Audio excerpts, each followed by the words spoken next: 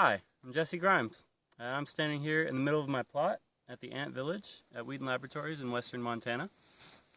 This is part of the Ant Village Challenge. I'm designing this 1 acre plot, and I'd like to tell you a little bit about my design.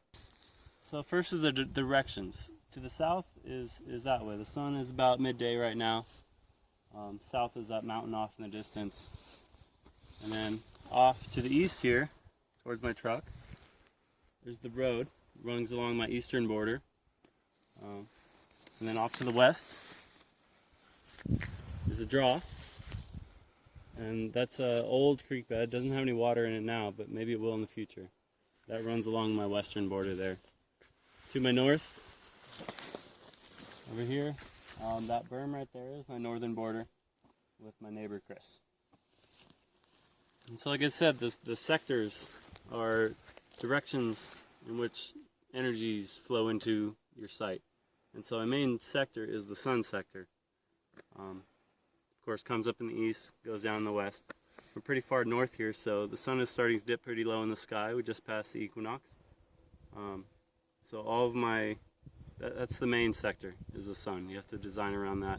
Other sectors I have here are this road to my west. That is a major dust sector, especially in the summertime when it gets really dry. A lot of dust comes through here. So I'll talk a little bit more about that. There's a bit of a noise sector to the north. Some roads over there that I'd like to block out the noise from that. And the wind is usually coming from the northwest up the valley here. Those are the major sectors. So next is water. Let me talk to you about water.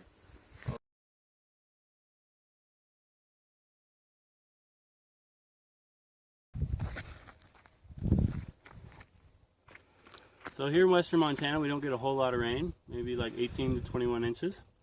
And so water is really important. That's kind of what I'm designing most around. And most of my water catchment here is actually going to come from this road. And so there's 2 points in which water will come into my property on this road. Right there you can see that small rise in the road. That's a water bar. So everything above that will cut into my property behind this berm. And then down this way, in the road here, you see another road going in between those berms. That was a big puddle last time it rained. And so what I've done is cut a road into my plot off of where this low spot in the road was, to allow the water to flow into my land, into my gardens, and also give me access to my house back there. Like I said, with the dust sectors, there's a lot of dust coming out this road, so I built these tall berms up along the board of the road. It's going to give me some privacy, but also keep the dust off. Also some of the noise from this direction.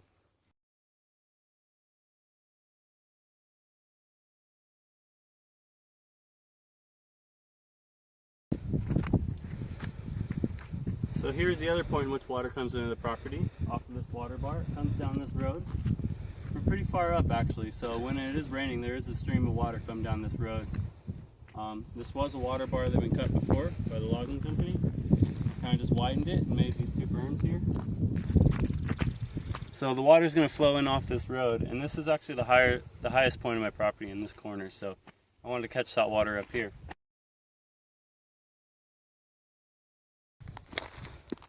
And this huge excavated area you see here, this is going to be sort of not a pond, but just kind of a water infiltration basin.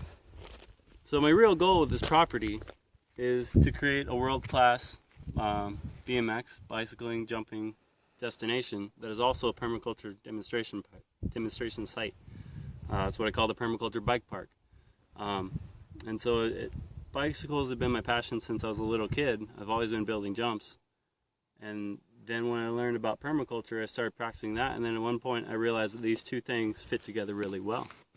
And so I'm kind of combining these 2 passions into this plot. And it's been really amazing to have the space to realize this vision. So I got to send a big thanks out to Paul Wheaton for giving us the chance and the opportunity, the invitation to come out to his land and practice what we do. One of his vision with this land is to have 20, 30 different artisans in seed and soil, different permaculture artisans presenting their idea of what their permaculture is. And so this is what I'm doing here. Along the same lines with the water I was talking about, when we're building bike jumps, a lot of times we have the problem of when it rains, the water sits in the bottom of the paths and soaks them, gets them muddy, and we can't ride the jumps. It erodes everything. And so just what I started doing when I started applying permaculture was using the jumps as water collection devices, as catchments, and then moving that water elsewhere. So you see here, I've got these mounds. These are going to be jumps eventually. The paths, the parts that you ride on, those will be hard-packed clay. That'll be impermeable. And so whenever it rains, all that water will fall on those, go down to the bottom, and then be directed into a lower point, which is either a pond or like a mulch basin, a place where I'm growing my food. And so in a place like here in Montana where evaporation is twice precipitation, it's very dry.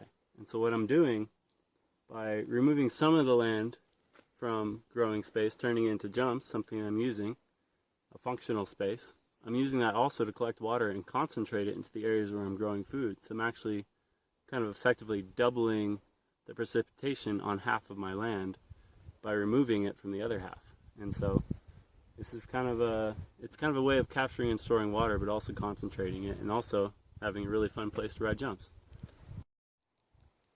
So as the water comes in off this road, from the main road into my property, it's going to come down. It's also going to connect up. It's also going to connect up with the road from this direction. And I'm going to lower this portion. So this is all pretty much level, like a big level terrace. That's collecting water from the whole area and bringing it down into the middle of my property here. I might have a small pond here, or kind of an infiltration basin. As the water comes down that road, it'll go into the different mulch basins and growing basins in the jumps in this area as well. So yeah, collecting water from outside and bringing it in and letting it soak in here. So like I said, this place is going to be a world-class bicycle destination for people like BMX, mountain biking, dirt jumping. So it's going to be covered in jumps. So all these jumps are going to be collecting water and concentrating it in the growing spaces up against the berms, in these pits full of mulch, building soil. So any of the water that comes up into this basin off the road, that'll soak into the soil and travel down through the soil layer. Any excess will overflow on spillways, go down to the next level. Kind of like the whole thing is terraced, except there's going to be, it's not just flat level terraces, they're going to be covered in jumps. The jumps will run slightly on contour, but all the mulch basins, all the water collection, that will all be on contour like a swale. And so all the water will spread out over the property, sink in, and water the plants. And you know what I'm doing here is creating a lot of texture in the land. I'm taking this flat, you can film it over there. I'm taking this flat, almost 2D landscape, and I'm going to be covering it, digging a lot of it up, making higher spots and lower spots, sunny spots and dark spots. And that will create a lot of texture on the land, what Paul Wheaton calls TEFA, textured earth, food all year. What you're doing by creating all these different microclimates, basically, is allowing different plants to have different climates in which they like to grow. And so you might have one spot that's really hot. The hot plants will like to grow there. You might have one spot that gets really cold. The hot plants won't grow there, but other plants will. And so you have a big diversity of microclimate instead of one flat area where in the summertime it's always hot, in wintertime it's always cold. You can kind of create diversity. And diversity in nature equals stability, equals fertility. The more diversity you have, the better, the healthier the environment is. So right now I'm down here in the draw. This is the lowest portion of my property. Like I said, it's an old creek bed. It hasn't had water in it for a long time, but there is a blue line on the map, which means at one point it had water in it. So I dug this hole with the excavator just to kind of see what the layers were down here. I don't know if you can see it in the video, but it's about a foot layer topsoil, about 2 feet of sandy subsoil, and then a good 2-3 feet of clay, darker clay. And then there's a little layer of rocks and sand, rounded rocks. And that means there was a creek bed right there at one point, and below that is a clay layer. And so I'm going to leave this hole open until the spring runoff and see if there's any water coming down that old creek bed on top of that clay layer. And if there is, I might build a pond here, because if you can, the water is gonna come down the landscape on top of that clay layer if it's impermeable, and if I can plug that up with a keyhole dam, I can hopefully catch some of that water. If not, it might just be a capture, a final sink for all the water coming off the upper parts of my property. And it'd be nice to have a nice little pond down here. That might be a little optimistic in Montana, but we'll see what happens. If not, it'll just be a nice, a little bit wetter area to grow things down here. So this isn't just going to be a bike park, it's also a homestead, so we're going to need some structures. Up here in this area, I've dug out this hole here. This is going to be what I call the roll-in house. This is actually going to be a house for people to hang out in when they're riding the park, when they're here to visit. But it's also going to be the roll-in to give you speed to do all these jumps. So I've got this big tall berm behind me. This is a hugel berm. We'll be growing food on it. It's going to continue along the road there, so it's going to be the same height along the road. But that's actually going to be a berm shed, also leading into the roof of the house. So we'll have a little outdoor kitchen area, a little house, underground. Roof will be covered in dirt. And then we'll kind of roll down the roof of the house, drop into this big pile of dirt will be a landing, and that'll give you speed to go in and do all the jumps.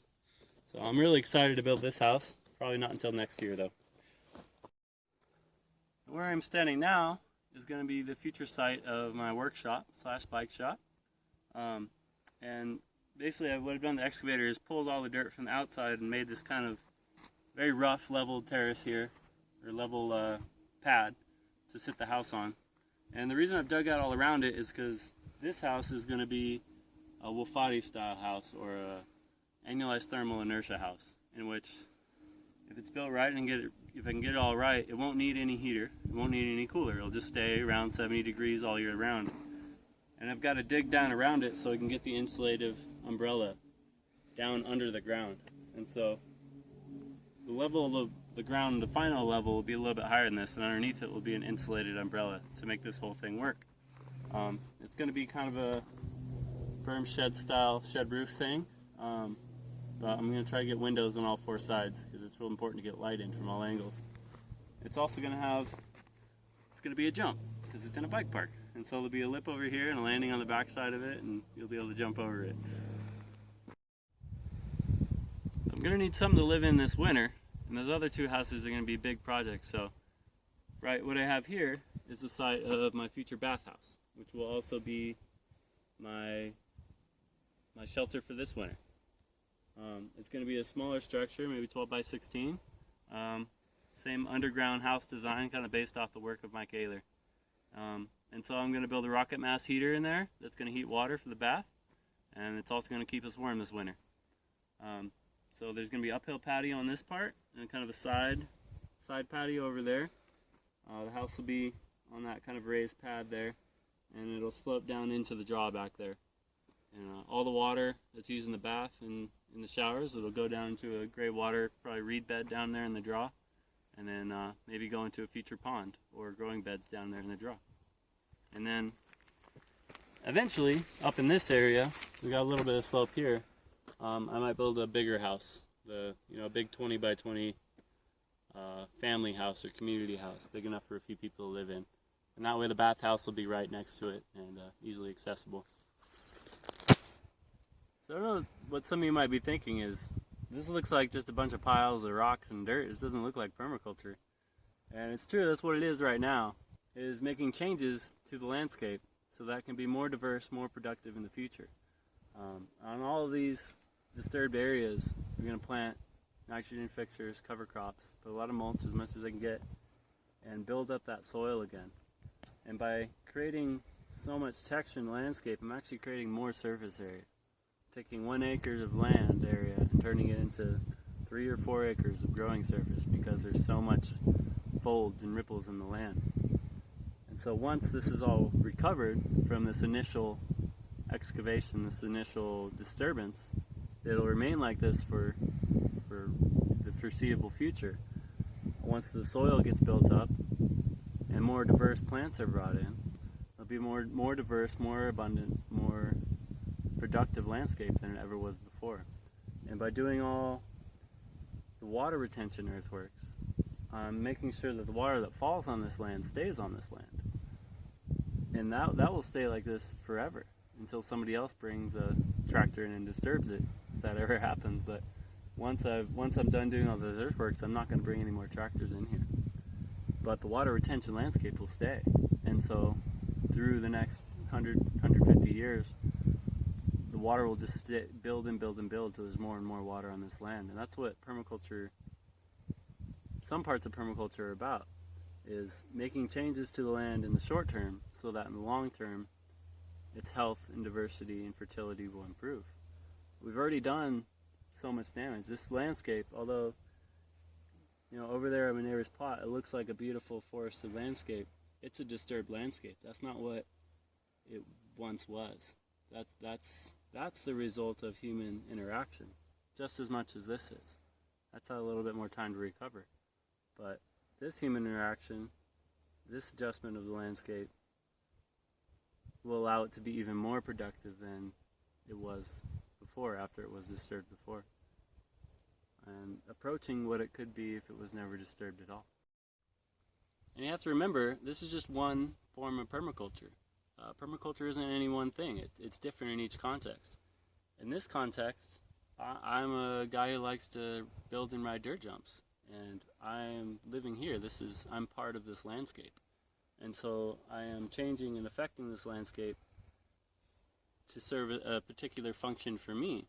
But it's also, by using permaculture principles, that function will also serve many other functions. It'll serve the animals and the plants and the overall health of this landscape in the long run. And so permaculture can take on many different forms. It doesn't have to be swales and food forests, although there will be a little bit of that here as well. It's kind of a way of thinking more than any one thing. There's no permaculture garden. You use permaculture to garden. So right now I'm using permaculture to build myself a homestead and an awesome set of jumps. So if you enjoy what I'm doing here, I hope you enjoy my videos, and keep on watching as I work on this and transform it into something special and unique.